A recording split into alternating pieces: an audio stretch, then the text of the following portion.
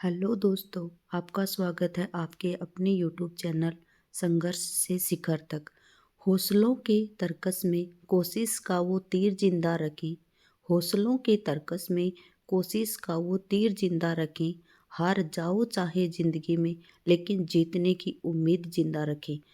Hello दोस्तों, हमने पिछले सत्र में पढ़ा था प्रत्यय, और आज हम पढ़ेंगे हिंदी व्याकरणिक दृष्टि से समास।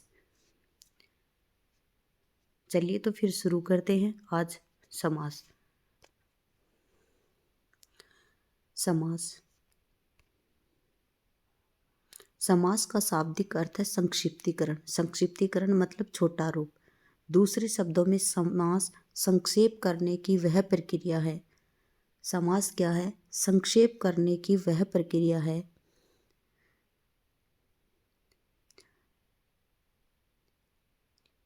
दूसरे शब्दों में समास संक्षेप करने की एक प्रक्रिया है। संक्षेप करने की मतलब छोटा करने की एक प्रक्रिया है। दो या दो से अधिक शब्दों का परस्पर संबंध बताने वाले शब्दों व प्रत्ययों का लोप होने पर उन दो या दो से अधिक शब्दों के मेल से एक स्वतंत्र शब्द बनता है। उस शब्द को सामासिक शब्द कहते हैं। और उन दो या दो से अधिक शब्दों का संयोग समास कहलाता है।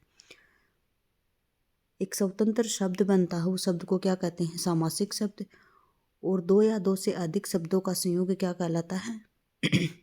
समास कहलाता है। उदाहरण के लिए देखिए, यहाँ पे है ज्ञान सागर। इसका समास विग्रह करेंगे तो क्या बनेगा? ज्ञान का सागर। क्या बनेगा? ज्ञान का सागर। इस उदाहरण में ज्ञान और सागर, इन दो शब्दों का परस्पर संबंध बताने वाले संबंध कारक कौन है? का है। क्या है? का है। इस का प्रत्यय का लोप हो जाने के बाद में क्या बचा? ज्ञान सागर एक स्वतंत्र शब्द है। ठीक है। समास के भेद। संस्कृत में समास के 4 भेद होते हैं, लेकिन हिंदी में समास के 6 भेद होते हैं। पहला है अवयवी भाव समास, दूसरा तत्पुरुष, तीसरा कर्मधारय, द्विगु, द्वंद्व, बहुब्रीहि। चलिए शुरू करते हैं। अवयव भाव। अवयव भाव समास कौन से होते हैं? जिस समास का प्रथम पद क्या होता है? प्रधान, और वह क्रिया विशेषण अव्यय होता है। प्रथम पद क्या होता है? प्रधान, और क्या होता है? क्रिया विशेषण अव्यय होता है। उसे अव्यय भाव समास कहते हैं। जैसे देखिए, इसमें है ये अव्यय प्रति, प्रति, यथा, यथा, यथा और प्रति। प्रतिवर्ष का क्या बनेगा? वर्ष, वर्ष मतलब बोलते हैं वर्ष, वर्ष, वर्ष मतलब प्रतिवर्ष। अलग अलग वर्ष वर्ष ना बोल के उनको बोलेंगे प्रति वर्ष। फिर हर दिन को मतलब दिन, दिन, दिन ना बोल के बोलेंगे प्रतिदिन। यथाशक्ति मतलब शक्ति के अनुसार। यथा विधि मतलब विधि के अनुसार। यथा कर्म मतलब कर्म के अनुसार। और प्रत्येक मतलब एक एक के प्रति। फिर आएगा बारंबार। बारंबार में आएगा बार बार। आजन्म, आजन्म में क्या आएगा? जन्म पर्यंत। भर पेट मतलब पेट भर के। प्रोक्ष मतलब अक्षी के परे। ठीक है।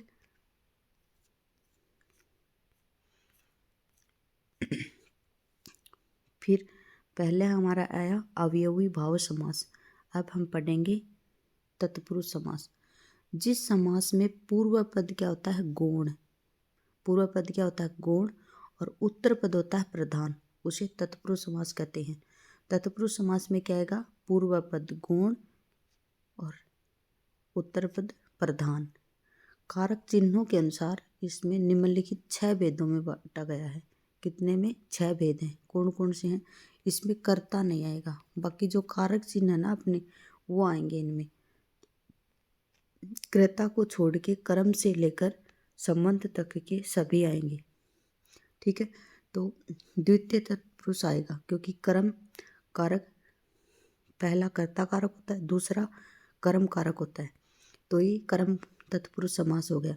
इसमें क्या है कि इसमें कर्म कारक की विभक्ति का जो को है उसका लोप हो जाता है।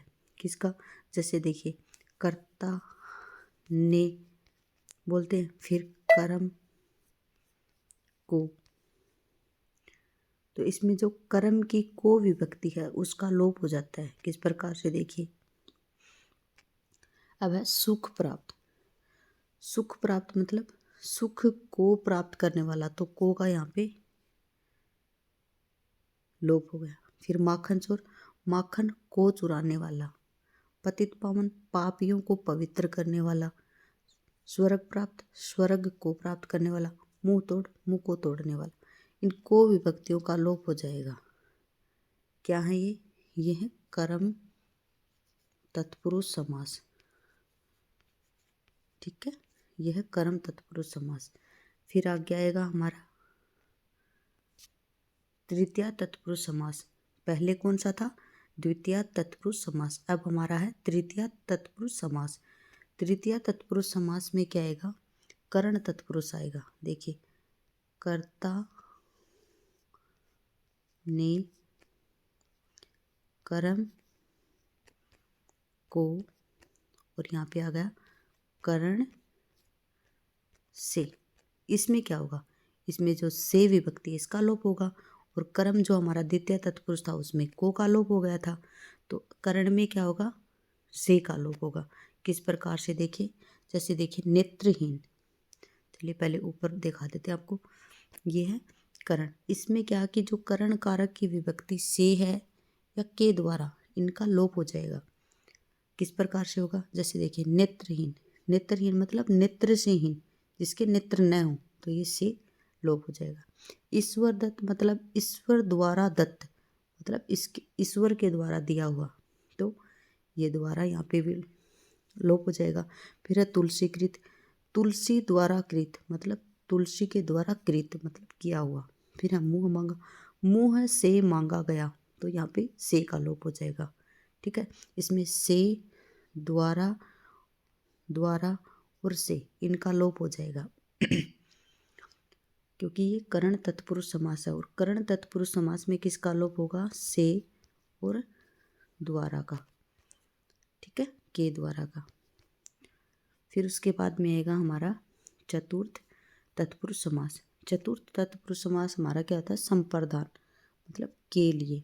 संप्रदान, जैसे इसमें संप्रदान कारक में क्या होगा, के लिए लुप्त हो जाएगा। कर्म कारक में किसका था, को का, और करण में था से या के द्वारा। ठीक है, और यहाँ पे होगा के लिए का लोप, ये के लिए का लोप। चलिए इसमें देखते हैं।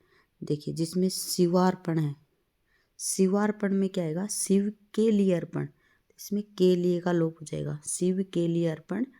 फिर रसोई घर मतलब रसोई के लिए घर चाहिए, तो रसोई के लिए घर है, इसमें के लिए का लोप हो जाएगा। फिर यज्ञाहुति मतलब यज्ञ के लिए आहुति। फिर सभा भवन, सभा के लिए भवन। फिर स्वागत गान, स्वागत के लिए गान। और ब्राह्मण दक्षिणा मतलब ब्राह्मण के लिए दक्षिणा। ठीक है, इसमें जो हमारा क्या है, जो हमारा संप्रदान तत्पुरुष है उसमें के लिए विभक्ति है, इसका लोप हो जाएगा, ये लुप्त हो जाएगी। फिर हमारा आता पंचमी तत्पुरुष समास। ये होता अपादन तत्पुरुष मतलब से होता है। से क्या होता है, से लुप्त होने के अर्थ में होता है। किसके अर्थ में होता है, लुप्त, लुप्त होने के अर्थ में होता है। यहाँ पे आएगा अपादान कारक की, इसमें क्या है, जो ये अपना अपादान कारक है उसकी विभक्ति है से, वो लुप्त हो जाती है। जैसे देश निर्वासित। देश निर्वासित मतलब देश से निकाला हुआ, क्योंकि ये देश से अलग हो रहा है। अपादान हमेशा क्या होता है, अलग के अर्थ में आता है। अपादान किसके अर्थ में आता है, अलग के अर्थ में आता है, तो इसमें देश से निर्वासित हो रहा है। फिर है पदच्युत, ये है पद से अलग, क्या है, पद से अलग हो रहा है ये। फिर है जन्मांध। जन्मांध क्या होता है, जन्म से अंधा होता है, उसको क्या बोलते हैं, जन्मांध। फिर है पथभ्रष्ट, जो पथ से भटका हुआ है उसको पथभ्रष्ट बोलते हैं, यहाँ पे सी का लोप हो जाए। धनहीन मतलब धन से हीन, ठीक है, ये भी यहाँ पे से का लोप हो जाएगा। ये है आपके पंचमी तत्पुरुष समास, जिसको क्या बोलते हैं, अपादान तत्पुरुष समास। और अपादान कहाँ पे होता है, अलग होने के अर्थ में अपादान होता है। फिर हमारा षष्ठी तत्पुरुष समास। षष्ठी तत्पुरुष समास कौन सा होता है, जो संबंध बताता है हमारा, जैसे का, की, के, ये होता है। संबंध कारक में क्या होता है, जो का, के, की हैं इनका लुप्त हो जाती हैं। ये क्या है, जो का, के, की हैं ये लुप्त होती हैं। जैसे राजमहल, राजमहल में क्या आएगा, राजा का महल, इसमें का लुप्त हो जाएगा। फिर राजपुत्र, राजा का पुत्र, इसमें का लुप्त हो जाएगा। राजकन्या, राजकन्या मतलब राजा की कन्या। गंगा जल, गंगा का जल। चंद्रोदय, चंद्रमा का उदय, इसमें का विभक्ति है, इनका लोप हो जाएगा। अन्नदाता मतलब अन्न का दाता। देखिए इसमें संबंध मतलब संबंध भी तो दर्शा रहा है। इसमें कैसे, जैसे राजा का महल, राजा का पुत्र, किसका पुत्र, पुत्र और राजा का संबंध है। राजा की कन्या मतलब कन्या का राजा से संबंध है, राजा का कन्या से संबंध है। गंगा जल मतलब गंगा का जल है, तो गंगा का जल से संबंध है। चंद्रमा का उदय, उदय कौन होता है, चंद्रमा, तो चंद्रमा का उदय से संबंध है। अन्न का दाता। फिर है देश सुधार मतलब देश का सुधार। ब्राह्मण पुत्र मतलब ब्राह्मण का पुत्र, इसमें का विभक्ति का लोप हो जाएगा। और सुर वृंद मतलब सुरों का वृंद, इसमें का विभक्ति का लोप हो जाएगा। इस प्रकार से हमारा आता है सप्तमी तत्पुरुष समास। सप्तमी तत्पुरुष समास क्या होता है, अधिकरण तत्पुरुष होता है, जिसमें क्या होता है, में और पर होता है। इसमें क्या होता है, जो अधिकरण कारक की जो विभक्ति होती है ना, वह में और पर वो लुप्त हो जाती हैं। में आएगी या फिर पर आएगी और वे क्या हो जाती हैं, इसमें लुप्त हो जाती हैं। किस प्रकार से, जैसे देखिए पुरुष सिंह, पुरुष सिंह कैसे मतलब पुरुषों में सिंह, क्या है, पुरुषों में सिंह मतलब पुरुषों में जो पुरुष हैं उनमें शेर के समान। फिर है निशाचर, निशाचर में क्या होता है, जो निशा में भ्रमण करने वाला मतलब रात्रि में जो भ्रमण करता है वो क्या होता है, निशाचर होता है। फिर है पुरुषोत्तम, पुरुषों में उत्तम, क्या है, पुरुषों में उत्तम। फिर है कवि श्रेष्ठ, कवियों में जो श्रेष्ठ मतलब सॉरी जो नहीं आएगा, कवियों में श्रेष्ठ, कवियों में श्रेष्ठ मतलब ये यहाँ पे में विभक्ति का लोप हो जाएगा, ठीक है। फिर है स्वर्गवासी, स्वर्गवासी क्या होता है, स्वर्ग में बसने वाला, क्या होता है, स्वर्गवासी स्वर्ग में बसने वाला होता है। आप बीती मतलब क्या होता है, अपने पर बीतती है वो आप बीती होती है। फिर घुड़सवार, जो घोड़े पर सवार हो। रथ आरूढ़ मतलब रथ पर आरूढ़ हो। जलमग्न मतलब जल में मग्न हो। और कर्तव्य प्राण मतलब कर्तव्य में प्राण हो। तो यहाँ पे में पर हैं, ये सभी व्यक्तियाँ लोप हो जाएंगी। ओके, चलिए आगे हैं कर्मधारय समास। कर्मधारय समास में क्या है, पूर्व और उत्तर पद दोनों ही प्रधान होते हैं। कैसे, जो कर्मधारय समास है उसमें क्या होता है, पूर्व पद और उत्तर पद दोनों ही प्रधान होते हैं। इसके पदों में विशेष्य विशेषण या विशेषण विशेषण तथा उपमान उपमेय का संबंध होता है। किस प्रकार से, जो कर्मधारय इसमें क्या है, विशेष्य विशेषण और विशेषण विशेषण। देखिए विशेषण का विशेष्य से, फिर विशेषण का विशेषण से, और उपमान का उपमेय का उपमान और उपमेय का संबंध होता है। कर्मधारय समास के दो भेद होते हैं। कौन कौन से होते हैं, एक तो होता है विशेषतावाचक। विशेषतावाचक कौन सा होता है, विशेषतावाचक वो होते हैं जिस समास का पहला पद तो क्या होता है विशेषण और दूसरा पद होता है विशेष्य। वो क्या होते हैं, विशेषतावाचक सर्वनाम होते हैं। कौन सा, जिसका पहला पद तो होता है विशेषण और दूसरा पद होता है विशेष्य, वो होता है विशेषतावाचक सर्वनाम समास। किस प्रकार से, देखिए ये है महाकवि, महाकवि में महान है जो कवि, तो ये तो है विशेषण और ये क्या है विशेष्य। यही बताया गया है ना कि पहला पद तो होता है विशेषण और दूसरा पद होता है विशेष्य। तो पहला पद महान है ये विशेषण और कवि है ये क्या है विशेष्य। महान है जो कवि, क्या आएगा, महान है जो कवि, वो क्या है महाकवि। फिर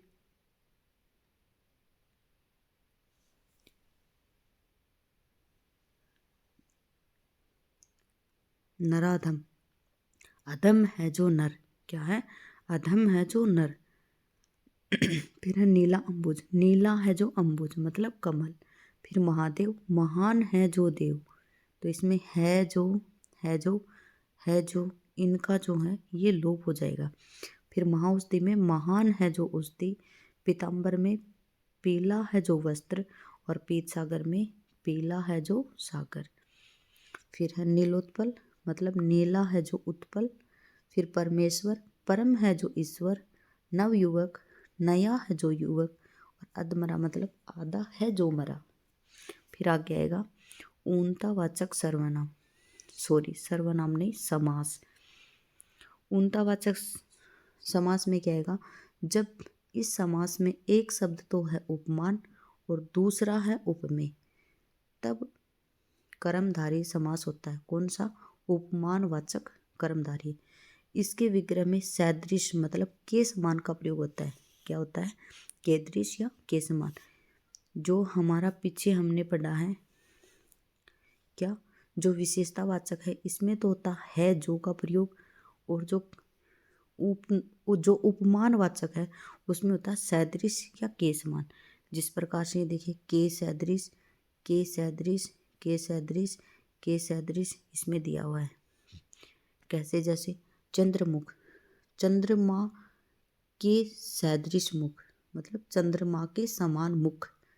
चरण कमल, कमल के सदृश चरण। ठीक है, क्या है, मुख किसके समान है, चंद्रमा के समान। चरण किसके समान है, कमल के समान। फिर क्या है, लता देह, लता के सदृश देह मतलब देह किसके समान है, लता के समान। तो ये क्या है, उपमान, और ये क्या है, उपमेय। फिर है मृग नयन, मृग के सदृश नयन मतलब नयन किसके समान है, मृग के नयन के समान। लोह पुरुष मतलब लोह के सदृश पुरुष मतलब पुरुष किसके समान है, लोह के समान पुरुष है। फिर मृग लोचन मतलब मृग के सदृश लोचन, लोचन और नयन एक ही है। मृग लोचन मतलब मृग के सदृश लोचन। चलिए, कर्मधारय है वो तत्पुरुष का ही एक भेद माना जाता है। किसका भेद माना जाता है, तत्पुरुष का ही एक भेद माना जाता है। तत्पुरुष के लक्षण में यह स्पष्ट वर्णित है कि जो कर्ता कारक को छोड़कर यह बचा हुआ कर्ता कारक अथवा प्रथम विभक्ति होती है ना, विभक्ति ही कर्मधारय के शब्दों में विशेषण विशेष्य के रूप में आती है। इसमें भी बाद वाले पद की प्रधानता रहती है, अतः वह भी तत्पुरुष वर्ग का ही समास है। ये इसमें विशेष बताया गया है, आपको खास ध्यान में रखने की ज़्यादा ज़रूरत है नहीं वैसे। चलिए आगे है द्विगु समास। द्विगु समास में क्या होता है, जिस समास का प्रथम पद है वो क्या हो, संख्यावाची हो, और अंतिम पद क्या हो, संज्ञा हो, उसे क्या कहेंगे, द्विगु। किस प्रकार से देखिए, जैसे चतुर्दिक, चतुर्दिक मतलब क्या होता है, चारों दिशाएं। त्रिफला मतलब तीन फलों का समाहार। चतुर्युग मतलब चार युगों का समाहार। त्रिकोण मतलब तीन कोणों का समाहार। दोपहर मतलब दो पहरों का समाहार। त्रिलोक मतलब तीन लोकों का समाहार। और पंचलोक मतलब पांच पालों का समाहार। ठीक है, ये क्या होते हैं, हमारे द्विगु समास होते हैं। इस प्रकार जो पंचवटी है, चतुर्भुज है, त्रिभुवन है, नवग्रह है, शतांश है, षड्रस है, चतुष्पद है, चवन्नी है, दुवन्नी है आदि द्विगु समास के ही उदाहरण है। द्विगु कर्मधारय का ही एक भेद है। किसका भेद है, जो हम कर्मधारय पढ़ के आए हैं अभी, उसी का भेद है।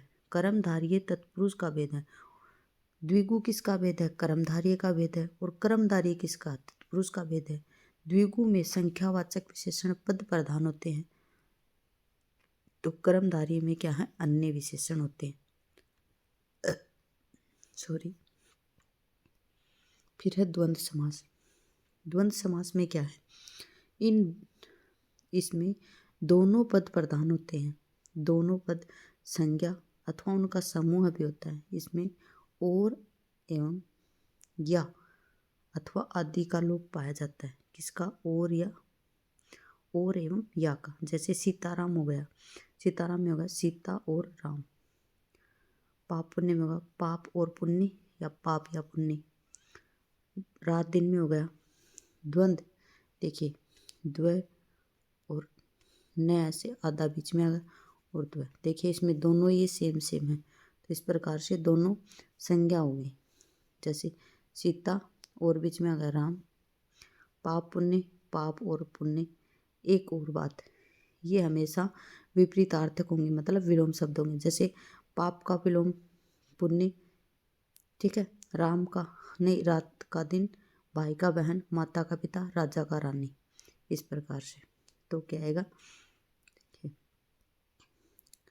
राजा और रंक, माता और पिता, राधा और कृष्ण, पति पत्नी, पति और पत्नी, रुपया पैसा, रुपया और पैसा, घर द्वार, घर और द्वार, शीतोष्ण, शीत और उष्ण, दिवारात्रि, दिवस और रात्रि।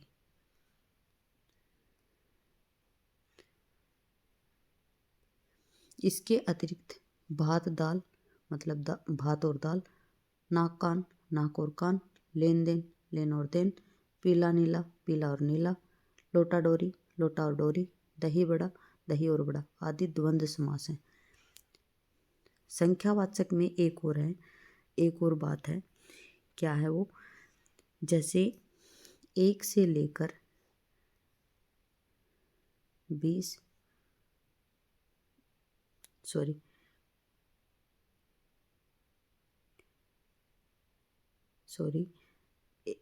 1 से लेकर 10, 19, 20, 29, 30, 39, 40,